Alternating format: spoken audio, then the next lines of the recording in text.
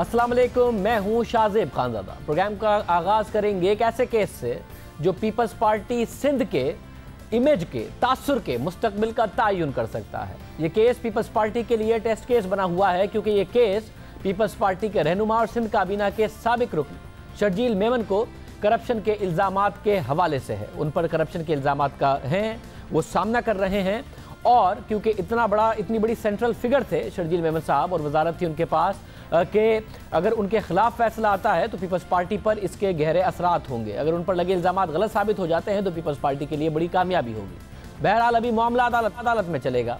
आज Islamabad high court ने शर्जील मेमन की 5 अप्रैल तक हिफाजती जमानत मंजूर कर ली। साथ ही अदालत ने शर्जील मेमन को मुतालिका अदालत से रुजू करने का हुक्म दे दिया। अब शर्जील मेमन को एहतसाब अदालत में खुद पर लगे इल्ज़ामात का सामना करना होगा। आज की अदालती समाअत के बाद शर्जील मेमन ने दावा किया कि उनके खिलाफ चौधरी निसार एंड कंपनी काम कर रही है कि ये सारे केसेस झूठे बनाए गए हैं और इस पूरे केसेस के पीछे जिस तरह चौधरी निसार एंड कंपनी काम कर रही है, उनका मकसद पॉलिटिकल विक्टिमाइजेशन है। वो भले करते रहें, हम इन केसेस को फेस करते रहेंगे। कुछ लोग ये कहते हैं कि जी जब ये केस था तब ये फरार हुआ, जब मैं गया था मेरे ऊपर कोई केस नहीं था, कोई रेफरेंस नहीं था। ये रेफरेंस जो दाखिल किया है उन्होंने अक्टूबर 2016 में किया है। तो ये मेरी गैर मौजूदगी में, बगैर मुझे सुने, बगैर मुझे कॉल अप नोटिस दिए हुए, बगैर किसी किस्म का मेरिट किए हुए, तो मैं जब 6 महीने पहले मेरे ऊपर रेफरेंस हुआ है और तब से मैंने बिल अप्लाई शुरू की है।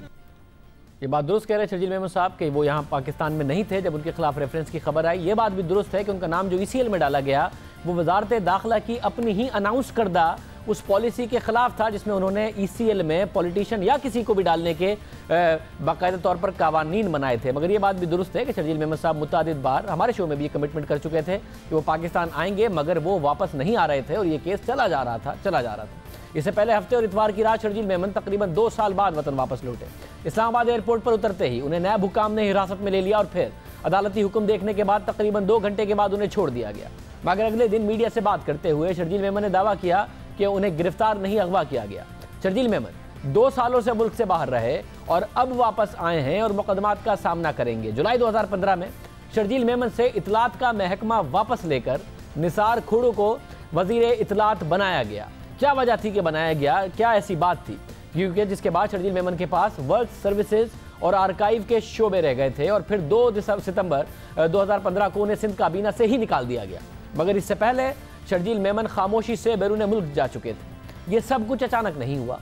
अंग्रेजी जरीदे की रिपोर्ट के मुताबिक, हेरल्ड के मुताबिक 2015 के आगाज़ में एपेक्स कमेटी के इजलास में आर्मी चीफ जनरल राहील शरीफ ने सिंध में करप्शन और दहशत गर्दी के गठजोड़ की बात की और फिर अगली एपेक्स कमेटी में फौजी क़यादत की तरफ से करप्शन में मुलव्विस सूबाई वज़रा और अफसरान की फहरिस्त वज़ीर आला सिंध के हवाले की गई और उन्हें हटाने का कहा गया। शर्जील मेमन से इतलात की वजारत ले ली गई क्योंकि शर्जील मेमन का नाम फहरिस्त में सबसे ऊपर था, ये अंग्रेजी जरीदे की रिपोर्ट कहती है। शर्जील मेमन के खिलाफ एहतसाब अदालत में नैब के एक रेफरेंस ज़ेर समात है जो गुज़िश्ता साल 1 अक्टूबर को दायर किया गया। रेफरेंस के मुताबिक जुलाई 2013 और जून 2015 में सिंध हुकूमत की आगही मुहिम की तशहीर में करप्शन की गई और कहा गया कि कवायद और ज़वाबित की खिलाफ वर्जी करते हुए 7 इश्तिहारी कंपनियों को ठेके दिए गए और उन्हें करोड़ों रुपए की अदायगी की गई। मजमूई तौर पर खजाने को 5 अरब से ज़्यादा का नुकसान पहुंचाया गया। नैब रेफरेंस में शर्जील मेमन के साथ दीगर 16 मुल्जिमान पर भी कौमी खजाने को नुकसान पहुंचाने का इल्ज़ाम लगाया गया। इसके अलावा शर्जील मेमन के खिलाफ हैदराबाद और मलीर में ज़मीनों की गैर कानूनी अलॉटमेंट की भी नैब तहकीकात कर रहा है और इसके अलावा उन पर बिल बोर्ड्स की गैर कानूनी तनसीब और इसकी गैर कानूनी अलॉटमेंट का भी इल्ज़ाम है। इसके अलावा गैर कानूनी वाटर हाइड्रेंट्स के मामले में भी उनका नाम सामने आया। मगर बहरहाल सिंध में करप्शन के कई केसेस में नाम सामने आने के बावजूद अभी तक उन पर कुछ साबित नहीं हुआ। तहकीकात हो रही हैं, वो वापस आए हैं, पीपल्स पार्टी की अहम शख्सियत रहे हैं, चेहरा रहे हैं, सिंध में पीपल्स पार्टी को डिफेंड करते रहे। इनके अलावा भी एक और शख्सियत उवैस मुजफ्फर, जिन्हें उवैस मुजफ्फर टप्पी के नाम से जाना जाता है, वो भी काफ़ी अरसे से बैरून मुल्क हैं। वतन वापसी से पहले जब साबिक सदर आसिफ अली जरदारी से दोनों की वतन वापसी के हवाले से पूछा गया तो उन्होंने क्या जवाब दिया था, आइए आपको सुनवाते हैं। आपकी पार्टी के 2 elected members of the provincial assembly Sharjeel Memon और उवैस मुजफ्फर, वो दोनों भी पाकिस्तान से बाहर हैं, तो आपकी वापसी के साथ उनकी भी वापसी हो जाएगी? उनसे मैंने पूछा तो नहीं है, मगर तो they may follow your footsteps. I'm hoping one of them will. one of them, Sharjeel Memon? Possibly. कहते हैं उनमें से एक, जब मैं आऊँगा, पूछा नहीं मगर मेरे आने के साथ मुमकिन तौर पर कोई एक उसके बाद वापस आएगा और शायद वो मुमकिन तौर पर शर्जील मेमन होंगे, जैसा कि हामिद मीर साहब के सवालात के जवाब में वो कह रहे थे। और ऐसा ही हुआ, शर्जील मेमन तो वतन वापस आ गए मगर उवैस मुजफ्फर की वापसी अभी बाकी है और उनकी वापसी भी अहम होगी। वतन वापसी के बाद अदालतों में केसेस का सामना करना अहम है और अगर बेगुनाह साबित हो जाते हैं तो ये उन्हीं की नहीं, सिंध हुकूमत और पीपल्स पार्टी की बड़ी कामयाबी होगी, जो ये इल्ज़ाम लगाती है कि नैब को सिर्फ पीपल्स पार्टी और सिंध हुकूमत नजर आती है। हमारे साथ मजहर अब्बास साहब मौजूद हैं, सीनियर सहाफ़ी। मजहर अब्बास साहब बहुत शुक्रिया। मजहर अब्बास साहब, है बहुत अहम आपके ख्याल में शर्जील मेमन का केस, जो पीपल्स पार्टी के अपने इमेज के लिए बहुत ज़्यादा अहम है, या उन्होंने जो नैब पे इल्ज़ाम लगाया हुआ है कि जी वही पॉलिटिकल विक्टिमाइजेशन है, उस तासुर के लिए बड़ा अहम है? जी बिल्कुल शाजिब, मेरा ख्याल है बहुत ज्यादा अहम है। और आपको पता है कि इससे पहले पिछले 1-1.5 साल से डॉक्टर आसिम का जो केस था, उस मामले पे आसिफ अली जरदारी साहब कितने ज्यादा सेंसिटिव हैं कि वो हर मामले में डॉक्टर आसिम के जिक्र जरूर लेकर आते हैं। बिल्कुल इसी तरीके से शर्जील मेमन का देखिए, पिछले 1.5 साल का अगर आप अरसा देखें तो पीपल्स पार्टी और वफाकी हुकूमत या मुस्लिम लीग नून की हुकूमत में जो तनाव है उसकी बुनियादी किरदार जो है वो डॉक्टर आसिम है। यानी जब डॉक्टर आसिम को गिरफ्तार किया गया था, उस वक्त अगर आसिफ अली जरदारी का आप रद्द-ए-अमल देखें तो वो इतना शदीद था कि उन्होंने बराह रास्त नवाज शरीफ को मुखातिब करके ये कहा था कि आपने हमारे पीठ पे छुरा घोंपा है। तो उससे आप उसको उसकी सेंसिटिविटी का अंदाजा कर सकते हैं। बिल्कुल इसी तरीके से ये बड़ी अहम बात है कि पीपल्स पार्टी की हुकूमत सिंध में है, लेकिन शर्जील मेमन लैंड इस्लामाबाद में कर रहे हैं। यानी जो वफाकी हुकूमत है उसके यानी पाकिस्तान के दारुल हुकूमत पे लैंड करते हैं। वो इस हद तक खौफजदा है कि कराची में अगर वो लैंड करेंगे तो उनके लिए ये चांसेस कम नजर आते हैं कि उनको प्रोटेक्टिव बेल मिल पाएगी। ये सिंध हुकूमत की एक तरह से बेबसी भी नजर आती है, इसमें पाकिस्तान पीपल्स पार्टी की भी बेबसी नजर आती है, और साथ में जो ऑपरेशनल अथॉरिटीज हैं उनका एक रिजॉल्व भी नजर आता है कि पीपल्स पार्टी पे कि कुछ लोगों पे बड़े संगीन इल्जामात हैं, संगीन इंक्वायरीज हैं। मैंने खुद रेंजर्स के एक बहुत ही आला अफसर से पूछा था, उनसे मालूम किया था कि ये जो मुकदमात हैं उज़ैर बलोच के, डॉक्टर आसिम की, क्यों नहीं आगे बढ़ रहे हैं। तो उन्होंने स्पेसिफिकली ये कहा था कि उज़ैर बलोच के केस में कि वो जेल से सेल चला रहे हैं, उनके पास 9 मोबाइल फोन है, हम कुछ नहीं कर सकते। बिल्कुल उसी तरह उन्होंने कहा कि हमारी लिमिटेशंस ऐसी हैं कि हम एक जुरिस्डिक्शन से ज्यादा आगे नहीं जा सकते। अब नैब ने जिस तरह एक्ट किया है वो उसने शर्जील मेमन के केस को स्ट्रांग बना दिया एक तरह से, कि आप गिरफ्तार भी करते हैं और फिर छोड़ भी देते हैं। और इसी तरीके से उन्होंने जाके सरेंडर कर दिया, तो वहां जब आप बेल रिफ्यूज की दरखास्त करेंगे तो वो एंटरटेन इसलिए नहीं होगी क्योंकि प्रोटेक्टिव बेल की या बेल बिफोर अरेस्ट की सबसे अहम शिफ्ट ही यही होती है कि आपको सरेंडर करना पड़ेगा। तो उन्होंने सरेंडर किया, उससे पहले नैब ने अपनी अपॉर्चुनिटीज मिस की, लेकिन अभी भी शर्जील मेमन कराची आते हुए खौफजदा हैं क्योंकि उन्हें पता है कि बाद इंक्वायरीज में यहाँ उनकी गिरफ्तारी हो सकती है। अब भी इस चीज के इम्कानात मौजूद हैं कि मगर मतलब साहब किसी ना किसी लेवल पर एक जो जब जरदारी साहब गए थे डॉक्टर आसिम के बाद तकरीर करके, तो तकरीर बड़ी जिस किस्म की थी, फिर जब वो वापसी हो रही थी और जो अनवर मजीद का वाकया हुआ उसके बाद ऐसा हुआ नहीं, कोई डॉक्टर जरदारी साहब भी आ रहे हैं, कोई ऐसा मसला भी नहीं हुआ और फिर शर्जील मेमन साहब भी आ रहे हैं। आपके ख्याल में किसी भी लेवल पर जो उनकी एस्टैब्लिशमेंट से शिकायत थी वो किसी भी लेवल पर कोई अंडरस्टैंडिंग का मामला नहीं है? अभी तक वो खतरा मौजूद है इनके लिए कि जरदारी साहब भी कंफर्टेबली हैं, मौजूद हैं और शर्जील मेमन साहब भी आ गए, ये कोई अंडरस्टैंडिंग नहीं है पीछे? बिल्कुल खतरा अपनी जगह मौजूद है, लेकिन हमारे यहाँ जिस तरह माजी में भी होता रहा है कि इंटरनल एजेंसीज की राइवलरीज अपनी जगह होती हैं। यानी कुछ लोग पीपल्स पार्टी पे प्रेशर बरकरार रखना चाहते हैं और वो ये कहते हैं कि अगर हमने पीपल्स पार्टी के उन लोगों पे जिन पे संगीन, उनके बकौल संगीन इल्जामात भी हैं, ऐसे इंटेरोगेशन के नतीजे में चीजें भी सामने आई हैं, अगर हम उनके खिलाफ कार्रवाई नहीं करते हैं और दूसरी तरफ MQM या दीगर जमातों के खिलाफ अगर हम कार्रवाई करते हैं तो फिर ऑपरेशन मुतासिर होगा। और यही वजह है कि वो चाहे वो फिशरीज का मामला हो, सिंध बिल्डिंग कंट्रोल का मामला हो या डॉक्टर आसिम और शर्जील मेमन का मामला हो, यहाँ रेंजर्स का अपना एक मौकिफ है, नैब का अपना मौकिफ है, FIA का अपना मौकिफ है और सिंध हुकूमत का अपना एक मौकिफ है। तो हमें इंटरनल राइवलरीज की वजह से ये चीजें नजर आ रही हैं कि जहां हमें ये नजर आता है कि एकदम कभी शर्जील मेमन को प्रोटेक्टिव बेल मिल जाती है, कभी डॉक्टर आसिम हुसैन जो है उनको बेल रिफ्यूज हो जाती है और उजैर बलोच के केस में अभी तक मामला आगे ही नहीं बढ़ता। तो मुझे ये अंदरूनी तौर पे इंटरनल एजेंसीज की राइवलरी ज्यादा नजर आ रही है। बहुत शुक्रिया मजहर साहब बता रहे थे, ये जो कुछ वाकयात बता रहे थे, ये जो राइवलरीज होती हैं एजेंसीज की, उसका नतीजा नज़र आता है। बात करते हैं एक और केस की, जिसकी की वजह से पाकिस्तान की सारी दुनिया में बदनामी हुई, और उस केस का ये हो नहीं सकता कि उसके पीछे कोई एक भी जिम्मेदार ना हो, कोई एक भी कसूरवार ना हो, कोई एक भी मुजरिम साबित ना हो। और कहा गया कि करप्शन से अब मजहबी फ़राइज़ भी महफूज नहीं, इस केस की वजह से कहा गया। बद इंतज़ामी और करप्शन की वजह से हज़ारों हाजी मुक़द्दस मकामात पर रुल कर रह गए। दुनिया ने देखा कि पाकिस्तानी हाजी रुल कर रह गई। कोई सोच भी नहीं सकता था कि हज जैसे मुक़द्दस फरीज़े को भी नहीं बख्शा जाएगा, मगर ऐसा हुआ। और फिर ऐसा स्कैंडल सामने आया जिसके सामने आने वाले हक़ाइक़ हैरान कुन है। स्कैंडल की निशानदही सऊदी शहजादे ने भी की। सुप्रीम कोर्ट ने खुद नोटिस लिया, तहकीकात की गई, 2 वफाकी वज़रा को ओहदों से हटा दिया गया। उस वक्त के वज़ीर आज़म यूसुफ रज़ा गिलानी के बेटे का नाम भी सामने आया। मगर आज इस्लामाबाद हाई कोर्ट ने हज करप्शन केस में साबिक वफाकी वज़ीर बराए मजहबी उमूर हामिद सईद काज़मी को बरी कर दिया। अदालत ने साबिक डायरेक्टर जनरल हज राव शकील और वजारत मजहबी उमूर के साबिक ज्वाइंट सेक्रेटरी राजा आफ्ताब को भी रिहा करने का हुक्म दे दिया। अब सवाल ये पैदा होता है कि अगर ये 3 बिल्कुल मासूम साबित हुए हैं, जैसा कि अदालत का फैसला है, तो ये बहुत ज़्यादा लाजमी है कि कोई ना कोई हाजियों की इस सूरत हाल का जिम्मेदार था। तो क्या हुकूमत उन्हें ढूंढेगी जिन्होंने ये कुछ किया? अगर सियासतदान भी नहीं जो कि मुतालिका वज़ीर था, अगर ब्यूरोक्रेट भी नहीं जो कि मुतालिका सेक्रेटरी था, इन दोनों में से ही कोई जिम्मेदार नहीं था, तो फिर कौन था जिसने हज जैसे मुक़द्दस फरीज़े के साथ ये किया और हाजियों को ये भुगतना पड़ा? 3 जून 2016 को एंटी करप्शन कोर्ट ने हामिद सईद काज़मी और राजा आफ्ताब को करप्शन साबित होने पर 16 साल कैद और जुर्माने की सज़ा सुनाई इस केस में, जबकि डीजी हज राव शकील को 40 साल कैद और जुर्माने की सज़ा सुनाई। सज़ा के खिलाफ मुजरिमान ने इस्लामाबाद हाई कोर्ट में दरख्वास्त दायर की और मौक़िफ़ इख्तियार किया कि मुतल्लका अदालत ने हक़ाइक़ को सामने रख कर फैसला नहीं किया और इंसाफ के तकाजे पूरे नहीं किए गए। और फिर आज इस्लामाबाद हाई कोर्ट ने तीनों मुल्ज़िमान को बाइज़्ज़त बरी कर दिया।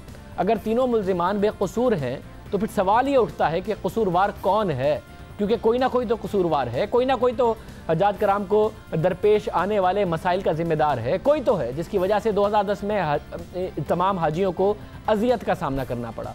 और फिर हज इंतजामात में बेज़ाब्तगी किसने की? हम आपको याद दिलाते हैं 2010 में हज के पर जाने वालों के साथ बहुत बुरा हुआ, उन्हें सख्त अजियत का सामना करना पड़ा। उनके साथ क्या बीती, उनकी ज़बानी सुने। यहाँ बिजली वगैरह है?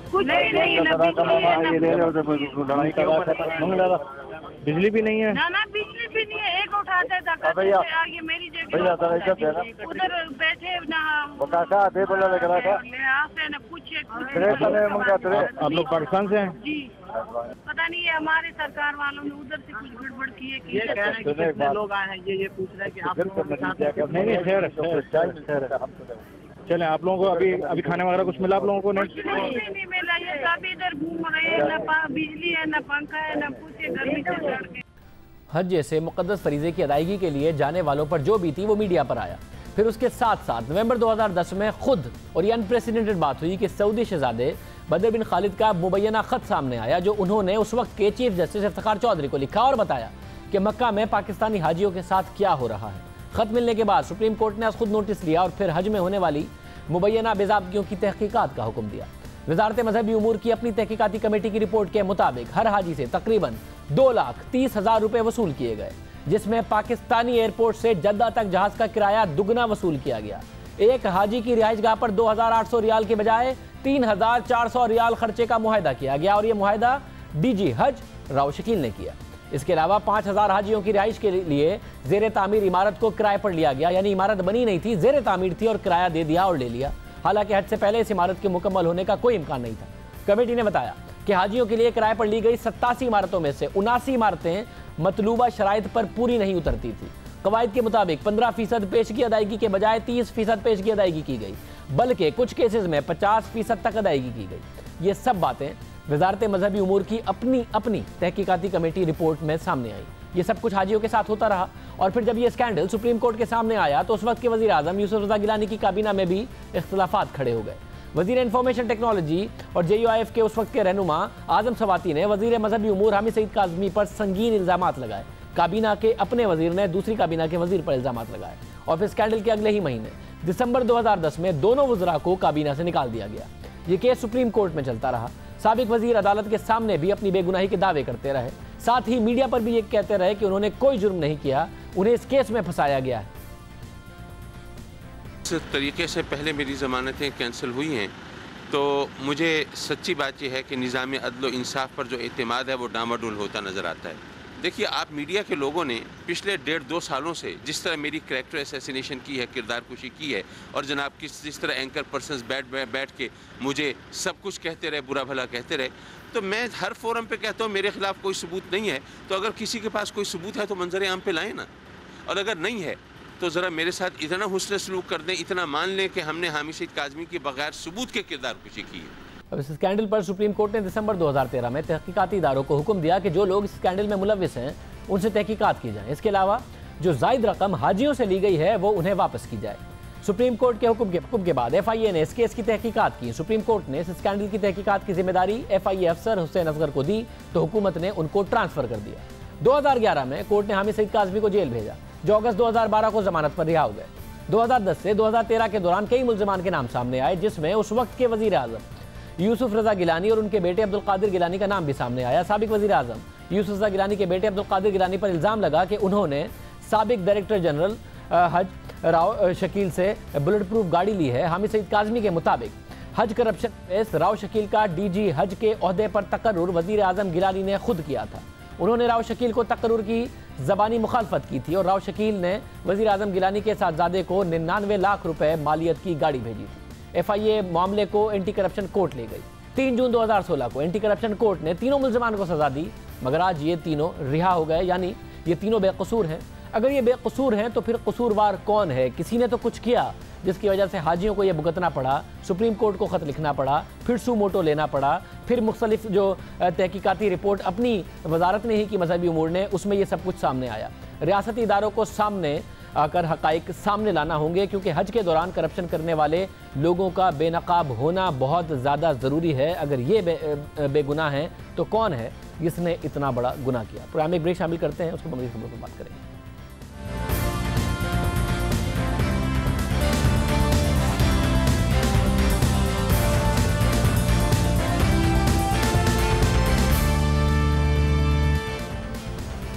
ऐसा लगता है कि MQM पाकिस्तान की मुश्किलात अभी ख़त्म नहीं हुई।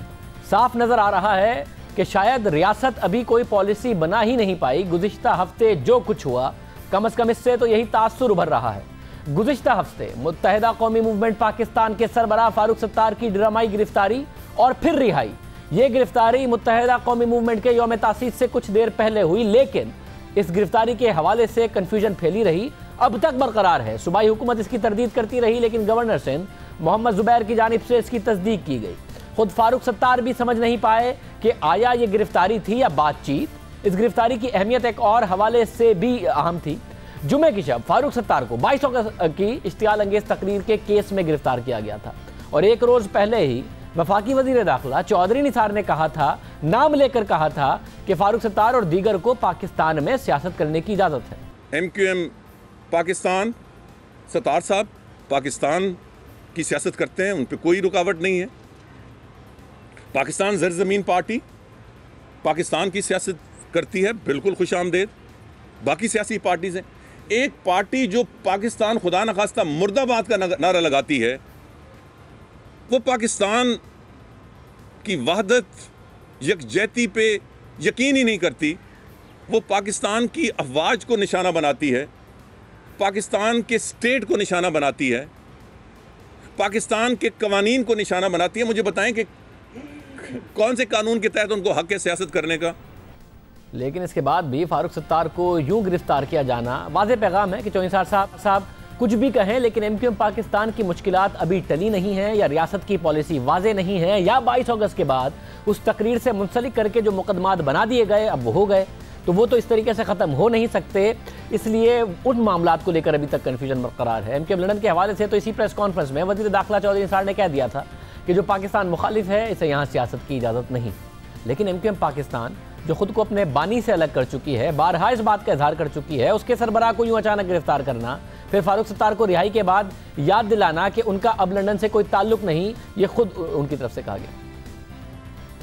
ये सफोकेशन का एहसास नहीं होना चाहिए, हमें हमारी जायज़ सियासी स्पेस मिलनी चाहिए।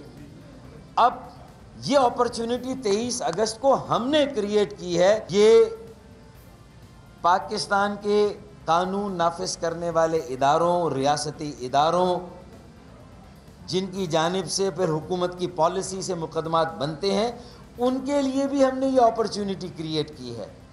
उन्हें भी हमने ये पैगाम दिया है कि ये मौका ज़ाया ना किया जाए। अगर हमारे 23 अगस्त के इक़दाम को दिल से नहीं माना गया तो फिर लोग ये सोचने पर मजबूर होंगे कि ये -1 पर इक्तफा नहीं किया जा रहा है और अब बात उससे आगे जा रही है। अब ये बात भी अहम थी कि इस दौरान MKM लंदन के रहनुमा वासे जलील ने ट्वीट किया और फारूक सत्तार की गिरफ्तारी और रिहाई का मजाक उड़ाया। ये पहली दफ़ा हुआ। इस तमाम सूरत हाल में ये बात वाज़ेह हो रही है कि रियासत और हुकूमत दोनों ये फैसला नहीं कर पा रहे हैं कि या कुछ कन्फ्यूजन है, किसी पर गैर एलानिया पाबंदी है और किसी के लिए गैर एलानिया काम में मुश्किलात। पहले MKM पाकिस्तान इल्ज़ाम लगाती थी कि लापता अफराद ख़याबान शहर से बरामद हो रहे हैं, मगर अब मुस्तफ़ा कमाल ने गुज़िश्ता दिनों प्रेस कॉन्फ्रेंस में कहा कि फारूक सत्तार की वजह से अब लापता अफराद उनके पास नहीं आ रहे, क्योंकि उन्होंने ये बात बार बार उठाई थी तो अब नहीं आ रहे। जिस दिन से फारूक सत्तार साहब ने यह बयान दिया है कि लापता लोग बाजियाब होकर जो है वो ख़याबान शहर में पाए जा रहे हैं या पाक से ज़मीन पार्टी के पास पाए जा रहे हैं, उस दिन के उससे लापता लोगों का मिलना जो है वो बंद हो गया। ठीक है, तो अब लापता लोगों की फैमिलीज जो है वो फारूक सत्तार साहब को जाकर पकड़ें। यानी ये मुस्तफ़ा कमाल साहब कह रहे थे कि एक ज़माने में वो आ रहे थे, अब आना बंद हो गए हैं। क्या यहाँ पे भी रियासत की पॉलिसी में कन्फ्यूजन थी, क्योंकि अभी तक तो मुकम्मल इनकार था, मगर मुस्तफ़ा कमाल साहब की तरफ से कहा गया कि आते थे लोग जो गुमशुदा थे, मगर अब आना बंद हो गए हैं। यहाँ पर भी कन्फ्यूजन है, फैसला नहीं किया कि वाज़ेह तौर पर करना क्या है क्या नहीं करना। सूरत हाल ये है कि 22 अगस्त के बाद से जो असलहा अजीज़ाबाद से मिला या जो गिरफ्तारियाँ हुई, इनके हवाले से तो वाज़ेह तौर पर प्रेस रिलीज जारी हुई, जिनमें उन सब का ताल्लुक MKM लंदन से लिखा गया। MKM पाकिस्तान को इस हवाले से जवाबदेह नहीं ठहराया गया। मगर जो 22 अगस्त की MKM के बानी की मुतनाज़िर तकरीर है, उससे अलहदगी का खुलेआम ऐलान करने वालों को अब भी उससे जोड़ा जा रहा है। ये एक पहलू है। दूसरा रवैया ये था कि इस दिन सिंध हुकूमत ने अजीब रवैया अपनाया, जिसने फारूक सत्तार साहब की गिरफ्तारी से मुतालिक एक मुरासला जारी किया, जिसमें कहा गया कि फारूक सत्तार को पुलिस ने गिरफ्तार नहीं किया, उनके नाकाबिले ज़मानत वारंट गिरफ्तारी जारी हैं। पुलिस फारूक सत्तार को गिरफ्तार करने गई लेकिन वो फरार हो गए। ये सिंध हुकूमत की तरफ से मौक़िफ़ था। अगर फारूक सत्तार ने ज़मानत ना कराई तो पुलिस के पास गिरफ्तार करने के सिवा कोई चारा ना होगा। ये तमाम सूरत हाल दिलचस्प थी कि फारूक सत्तार साहब उसके बाद उनके घर चले जाते PIB के। इस वक्त हम इंटरव्यू करने जा रहे हैं। हम जब DSNG वैन पहुंच जाती हैं, इसके अलावा वो इंटरव्यू देते रहते हैं। ये अजीब मौक़िफ़ सामने आया। गवर्नर सिंध मोहम्मद ज़ुबैर ने सुबह उनकी गिरफ्तारी की तस्दीक करते रहे थे। ये अजीब मामला है। मामला होने क्या जा रहा है? हमारे साथ इस वक्त फारूक सत्तार साहब मौजूद है। फारूक सत्तार साहब बहुत शुक्रिया। फारूक सत्तार साहब, आपको खुद समझ में आया, क्लियर किया है कि ये हुआ क्या था? आप गिरफ्तार हुए थे, नहीं हुए थे? हुए थे तो किसके कहने पर हुए थे? रिहा हो गए तो किसके कहने पर हो गए? ये तो तयशुदा बात है शाहज़े कि मुझे पुलिस ले गई थी चाकीवाड़ा पुलिस स्टेशन में, मुझे रखा गया 1 घंटे तक और उसके बाद मुझे जाने दिया गया। मैंने भी ये नहीं कहा कि मेरी गिरफ़्तारी हुई थी और गिरफ़्तारी डाली गई थी और वो रोज़नामचे में उसको डाला गया था, ये मेरे इल्म में नहीं है, लेकिन मुझे जाने दिया गया। अच्छा, अब अगर ये 22 अगस्त का ही केस है और आपने तो ख़ुद अपने एंट्रो में काफ़ी इसका पस मंज़र और तफसील दे दी है कि जो असलहा पकड़ा गया और वो अगर लंदन MKM पर डाला गया, तो इसी तरीके से 22 अगस्त भी वो लंदन MKM के से ही जो है वो जुड़ी हुई है।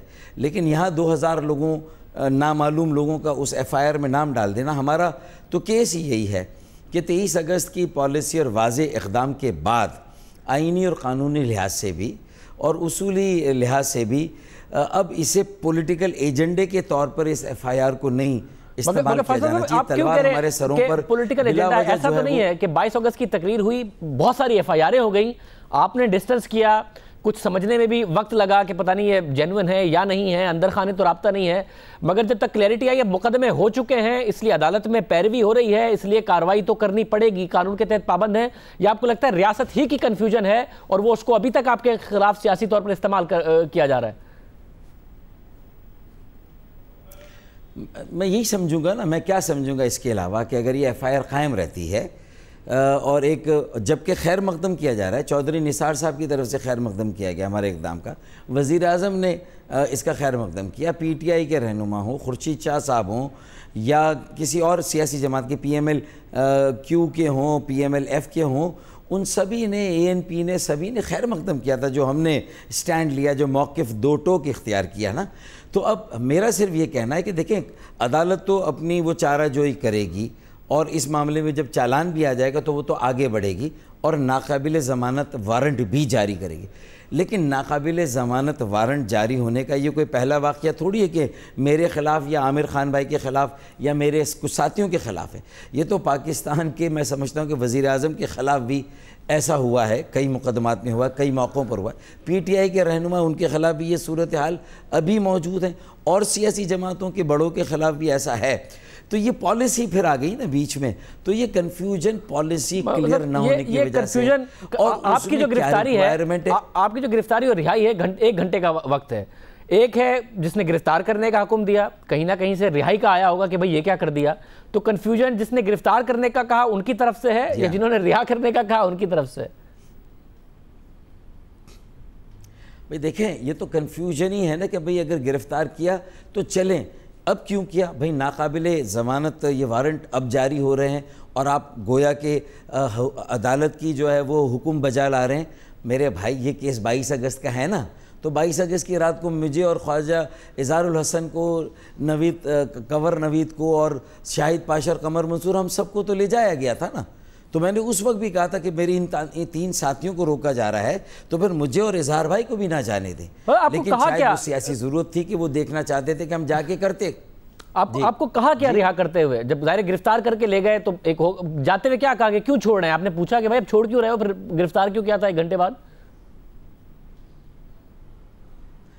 देखें, पूरी रात रख के एक तो कोशिश की गई कि हम पहचाने के कौन लोग थे जो नारे लगा रहे थे या तोड़ फोड़ में कौन लोग मुलविस थे, हमें तो वो चीज़ें दिखाई गई पूरी रात। नहीं, मैं अभी पूछ रहा हूँ, अभी 1 घंटा जो आपको किया, कल परसों जो गिरफ्तार, जो आपके साथ हफ्ते को वाकया हुआ, मैं उसका पूछ रहा हूँ। गिरफ्तार करते हुए बताया, आपने पूछा कि भाई क्यों छोड़ रहे हैं, क्या हो गया, या फिर पकड़ा क्यों था?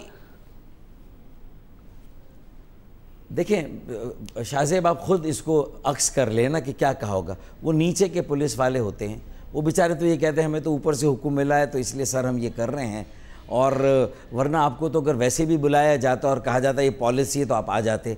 लेकिन हमें भी अच्छा नहीं लगा, मतलब उनमें से तो कुछ लोगों ने ये बात भी की, तो वो यही बात हुई, इससे ज़्यादा कोई बात ही नहीं हुई। मतलब आपको ये अंदाजा है कि इतनी बड़ी आप एक बड़ी और अहम शख्सियत हैं और सेंट्रल कैरेक्टर हैं पाकिस्तान की, मुत्तहिदा कौमी मूवमेंट पाकिस्तान की सियासत का, तो ये मुराद अली शाह चीफ मिनिस्टर साहब के अप्रूवल के बगैर तो नहीं हुआ होगा मामला, या हो गया आपकी नज़र में ये मामला आपकी गिरफ्तारी का? नहीं, मैं यही कह रहा हूँ कि अगर उनकी अप्रूवल से हुआ था और गिरफ्तारी हुई थी तो मुराद अली शाह साहब कहते कि हुई, लेकिन हमने खुद फिर ये महसूस किया कि एक मौका दिया जाए, डॉक्टर साहब ज़मानत करा ले, ये भी कह सकते थे। ये 2 कहानियाँ आई कि मफरूर हो गए, फ़रार हो गए, और इससे ज़्यादा अच्छी बात है कि इस कन्फ्यूजन को हमेशा के लिए जो है वो ख़त्म करने के लिए ज़रूरी है कि आप अपनी पॉलिसी को वज़ा कर दें कि इस FIR को आगे कैसे बढ़ाना है। जो लंदन में लोग हैं उनके ख़िलाफ़ अगर ये FIR है तो उन तक आपकी रसाई और पहुंच कैसे होगी, उनको कानून के कटहरे में आप कैसे लाएंगे, आपकी प्रोसिक्यूशन इस्तिग़ासा क्या करेगी। ये तो सवाल वो है जो चौधरी निसार को भी जिसका जवाब देना है, वज़ीर आज़म को भी देना है, वफाकी हुकूमत को भी देना है, शायद रियासती इदारों को भी देना है। लेकिन जो लोग वहाँ बैठे हुए थे या गलती से बैठे हुए थे और उन्होंने सुन लिया, उनके इल्म में नहीं था क्या बात होगी, पाकिस्तान मुखालिफ नारे लगेंगे, ऐसी इश्तियाल अंगेज़ तकरीर हो जाएगी, या जो भी सूरत हाल बाद में वज़ा हुई, तो मैं समझता हूँ कि फिर ये मुकदमा स्टेट ने बनाया है, हुकूमत ने बनाया है। हुकूमत को और स्टेट को फ़ैसला करना है कि ये मुकदमा, इसमें दूध और पानी को अलग करना है, सया और सफ़ेद को अलग करना है, ये कन्फ्यूजन रहेगा तो रोज़ाना इस तरह की जो है वो आप अपना मजाक खुद उड़वाएंगे, ये सूरत हाल होती रहेगी। तो इससे अच्छा आइन और कानून के तहत जो भी अमल हो वो क्लियर होना चाहिए, वाज़ेह होना चाहिए। बहुत शुक्रिया। फारूक सत्तार साहब हमारे साथ मौजूद थे। वो कह रहे थे वाज़ेह पॉलिसी, और ज़ाहिर है रियासतें कन्फ्यूजन के साथ नहीं चलती। अगर फारूक सत्तार साहब की मुत्तहिदा कौमी मूवमेंट पाकिस्तान को मुत्तहिदा कौमी मूवमेंट लंदन के साथ रखना है तो फिर सब कामों में एक साथ रखिए और उनका भी उसी तरीके से कानून के मुताबिक कार्रवाई कीजिए। मिलिटेंट्स पकड़े जाएं, असलाह पकड़ा जाए तो वो एमक्यूएम लंदन का हो, उसका ताल्लुक एमक्यूएम पाकिस्तान से ना हो, क्योंकि 22 अगस्त की तकरीर के बाद 23 अगस्त को वो उससे अपने आप को फासला इख्तियार कर चुके हैं। मगर जो 22 अगस्त की तकरीर थी जिसके बाद फासला इख्तियार किया उसके ऊपर मुकदमात भी चलते रहें और कार्रवाई होती रहे और इस किस्म की गिरफ्तारी हो के 1 घंटे बाद रिहाई हो जाए और चैनल्स पर यही खबरें चलती रहें और कन्फ्यूजन हो, तो रियासत को इस हवाले से पॉलिसी वाज़ेह करने की ज़रूरत है। प्रोग्राम में ब्रेक शामिल करते हैं, उसके बाद खबरों पर बात करें।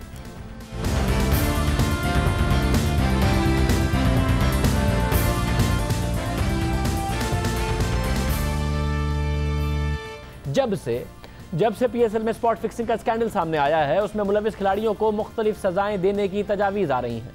कोई कह रहा है कि इन पर ताहयात पाबंदी लगा दी जाए, कोई कहता है इन्हें जेल भेजो, जबकि साबिक कप्तान जावेद मियांदाद ने तो फिक्सिंग में मुलविस खिलाड़ियों को सजाए मौत देने की तजवीज़ तक दे डाली।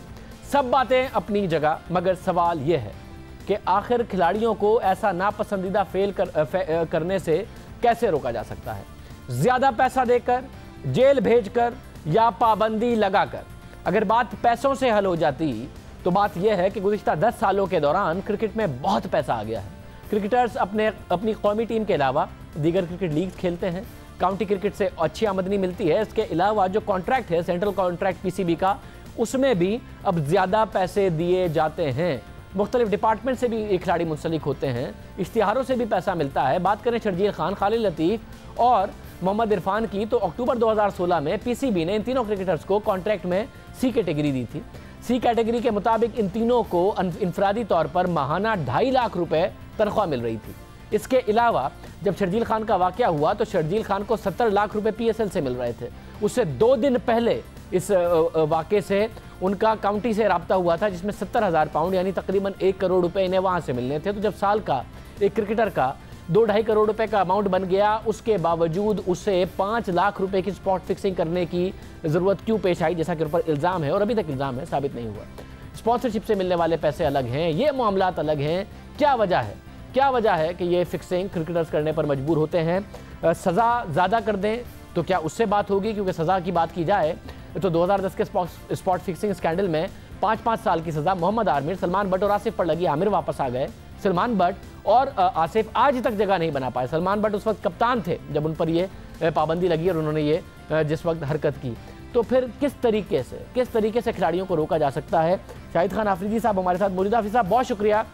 जब आप भी पाबंदी का मुतालबा कर रहे हैं, पैसा भी बहुत ज़्यादा है, सजाएं भी होती हैं, अब ये कहा जा रहा है कि जी इनको इसके अलावा कैपिटल पनिशमेंट भी हो, इन्हें जेल में भी डाला जाए, FIA भी इनके खिलाफ कार्रवाई करे, क्या उससे रुक जाएंगे ये जब पैसा भी इतना मिलता है? या मसला शख्सियत टू शख्सियत है, जिसने नहीं करना उसे नहीं करना? आप जैसी शख्सियत पर कभी नहीं इल्ज़ाम लगा, जिसने करना है उसे 2 करोड़ रुपए के कॉन्ट्रैक्ट उसके हाथ में हो, वो 5 लाख रुपए के लिए कर देगा।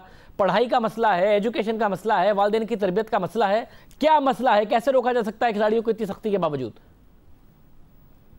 अब जो क्रिकेट बहुत ज्यादा कमर्शियल हो चुकी है तो ऑब्वियसली हर फ्रेंचाइज या लीग क्रिकेट उसमें आपको पैसे और ज्यादा मिलते हैं। तो कहने का मतलब ये है कि हलाल तरीके से अगर कमाया जाए तो पैसा ये बहुत है।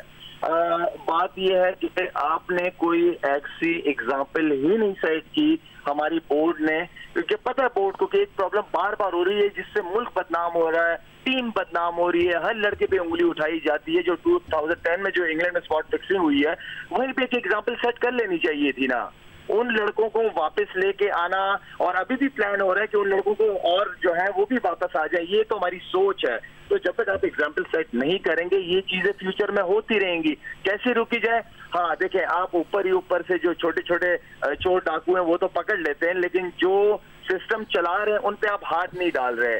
तो ये एक बहुत बड़ी रिस्पॉन्सिबिलिटी आई नो के PSL के अंदर हमारी जो एंटी करप्शन की टीम है PCB की बड़ी अच्छी तरह टैकल की है, लेकिन इसको और ज्यादा इसकी डिटेल में जानी चाहिए कि शुरू कहाँ से हो रहा है, कौन से ऐसे बड़े लोग हैं जो इसके पीछे बैठे हैं और ये सारा कुछ कर रहे हैं। हम उनसे जान छुड़वाना कोई बड़ी बात नहीं है, कोई मुश्किल चीज नहीं है।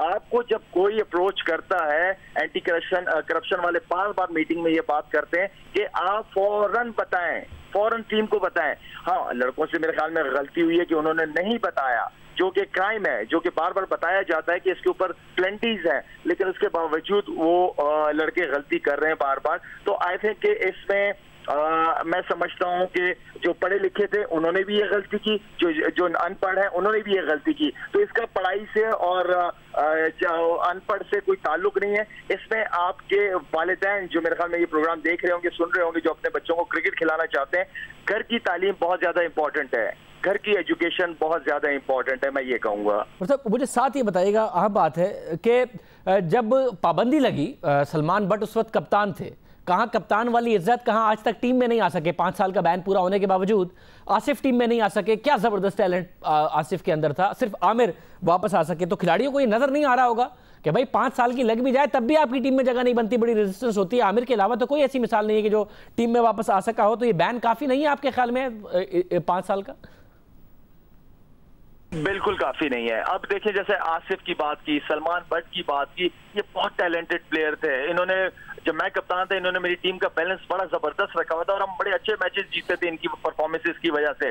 लेकिन क्या था, सलमान बट 22 करोड़ 20 करोड़ आवाम का कप्तान था। अब एक कप्तान अपने लड़कों से इस तरह की हरकतें करवा रहा है तो ये बहुत बड़ा जुर्म है, गलत है ये सब कुछ। तो आप अगर लाइव बैंड एक एग्जाम्पल सेट कर देते उन पे, तो दूसरा लड़का सोच समझ के कोई हरकत करता नहीं करता, मैं समझता हूँ बिल्कुल नहीं करता वो ये हरकत। लेकिन हमने क्या किया, हाँ 4-5 साल की सजा हो गई, वापस टीम में आना शुरू हो गए, वापस टीम में अब आ रहे हैं, उनके प्लान बन रहे हैं, वही लड़के वापस आने की कोशिशें कर रहे हैं। अफरीदी ये बताइएगा कि अभी मजीद सख्ती की भी जरूरत है कि पीसीबी जाहिर सख्ती करता है, इस दफा भी इन्हें पकड़ लिया, मगर क्या मजीद सख्ती की जरूरत है या सिर्फ लाइफ टाइम बैन से ही मसला हल होगा? शाहजेब अभी इन्होंने 2010 के बाद पाकिस्तान टीम की 5-6 साल जो हालत थी, जो मैनेजमेंट ने हालत की थी, आप सोच भी नहीं सकते कि हम टीम में थे तो हमें पता था, ऐसा लग रहा है कर्फ्यू में मैच खेलने जाते हैं हम। इतना प्रेशर ग्राउंड में, तो मैच टीम से खेलते हुए प्रेशर था ही था। ग्राउंड से जब बाहर आते थे, होटल की तरफ आते थे या कहीं ट्रेवल करते थे, हम पे ऐसी नजरें रखी हुई होती थी मैनेजमेंट ने जैसे हम सारी मुजरिम हैं। तो हमने बड़ा मुश्किल वक्त गुजारा है इन लड़कों की वजह से। अब उन्हीं लड़कों को वापस लाने की बातें कर रहे हैं हम लोग। बहुत शुक्रिया। शाहिद खान अफरीदी बता रहे हैं कि बाकी तमाम ऐसा कर्फ्यू का समा गुजारा, इतनी ज़्यादा सख्ती हो गई थी इन हालात वाक़यात के बाद। लाइफ टाइम बैन लगाएं, किसी को एक बाकायदा तौर पर अक्रॉस द बोर्ड एक पैगाम देना पड़ेगा, उसके अलावा ये मसला हल नहीं होगा। वो कह रहे हैं 2010 में भी कर देते तो और ज़्यादा बेहतर होता। प्रोग्राम में एक ब्रेक शामिल करते हैं, उसके बाद मज़ीद खबरों पर बात करें।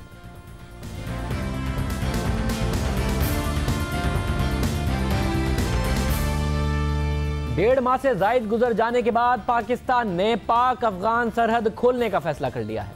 वजीर आजम नवाज शरीफ ने पाक अफगान सरहद को फौरी तौर पर खोलने के अहकाम जारी कर दिए हैं और वजीर आजम से जारी किए गए बयान में कहा गया है कि हालिया दिनों में पाकिस्तान में होने वाले दहशतगर्दी के वाकयात के ताने बाने अफगान सरजमीन पर मौजूद पाकिस्तान दुश्मन अनासिर से जा मिलते हैं, लेकिन सरहदों का ज्यादा देर तक बंद रहना अवामी और मुआशी मफादात के मुनाफी है। अब सवाल पैदा होता है कि अगर ये मुनाफी है तो सरहद बंद क्यों की गई? जो अफगानिस्तान को पैगाम देना था वो दे दिया गया, या फिर जो बरतानिया में दोनों ममालिक के दरमियान मुलाकात हुई है उसके बाद कुछ ऐसी गारंटीज हैं जिसके बाद ये फैसला किया गया है?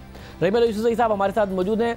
यूसुफ साहब बहुत शुक्रिया। साहब क्या आप समझते हैं, ये एहसास कि बड़ा इंसानी मामला है, नहीं करना चाहिए और ये इतनी लंबे अरसे तक हम बंद रख नहीं सकते, या कोई बरतानिया में अंडरस्टैंडिंग हुई है और अफगानिस्तान से ली गई है उसके बाद ये खोला गया है आपकी इतलात के मुताबिक? लंदन में जो मुज़ाकरात हुए सरताज अजीज़ और हनीफ अतमर के, और बरतानिया ने उसमें सालिसी की, बरतानिया ने ज़ाहिर है बतौर ज़मानती भी कुछ वादे किए होंगे, तो उसके बाद ही ये फ़ैसला हुआ है। वैसे तो पाकिस्तान की ये एक कहना था कि वो बॉर्डर को मुनासिब वक्त पर खोलेंगे, और ये भी कहा गया था कि पाकिस्तान चाहेगा कि अफ़गानिस्तान ऐसे इक़दामात करे कि पाकिस्तान की तसल्ली हो जाए और अफ़गानिस्तान की सरज़मीन पाकिस्तान के ख़िलाफ़ इस्तेमाल ना हो। तो पहल तो पाकिस्तान ने की है, पाकिस्तान ने बॉर्डर खोल दिया है, और अभी अफ़गान हुकूमत ने तो अगर कोई वादा किया है तो वो देखना पड़ेगा कि वो वादा पूरा होगा और कहाँ तक पूरा होगा। मेरे ख़्याल में पाकिस्तान को तो पहले से ये एहसास होना चाहिए था कि जो इसका मुआशी नुकसान होगा वो पाकिस्तान को ज़्यादा होगा, पाकिस्तान के ताजरों का ज़्यादा होगा। आप अगर बॉर्डर बंद करते हैं तो मेरे ख़्याल में कुछ अरसे के लिए बंद करते हैं, एक पैगाम देते हैं कि अगर अफ़गानिस्तान ताउन नहीं करेगा तो पाकिस्तान बॉर्डर को बंद कर सकता है और अफ़गानिस्तान के इलाके में गोलाबारी भी कर सकता है। तो वो पैगाम तो उन तक पहुंच गया है, लेकिन हम थोड़ा सा इंतज़ार कर लेंगे कि क्या अफ़गानिस्तान की हुकूमत वाकई पाकिस्तानी तालिबान के ख़िलाफ़ कार्रवाई करेगी या अफ़गान हुकूमत ये चाहेगी कि पाकिस्तान भी पाकिस्तानी इलाके में अफ़गान तालिबान और हक्कानी नेटवर्क के ख़िलाफ़ कार्रवाई करे। तो ये अभी हमें इस बात का इल्म नहीं है कि क्या वादे हुए हैं। बहुत शुक्रिया हमसे गुफ्तगू करने के लिए। अहम बात है क्योंकि अफ़गान पार्लियामेंट से भी पाकिस्तान के खिलाफ मुसलसल तकारीर हो रही हैं। पार्लियामेंटेरियंस की तरफ से ब्लैक लिस्ट करने का मुतालबा कर रहे हैं कि बैनुल-अक़वामी बिरादरी पाकिस्तान को ब्लैक लिस्ट करे। बहुत ज़रूरी है, बहुत ज़रूरी है कि पाकिस्तान और अफ़गानिस्तान के ताल्लुकात हर सतह पर बेहतर हों और एक ऐसे वक्त में जब बाकायदा कहा जा रहा हो कि दाइश अफ़गानिस्तान पाकिस्तान दोनों के लिए ख़तरा बन सकती है, तो दोनों को उससे मिलकर निपटना बहुत ज़्यादा अहम है और ताल्लुकात बेहतर करना बहुत ज़्यादा अहम है। आज के प्रोग्राम में इतना ही। आपसे कल के प्रोग्राम में मुलाकात होगी। अल्लाह हाफ़िज़।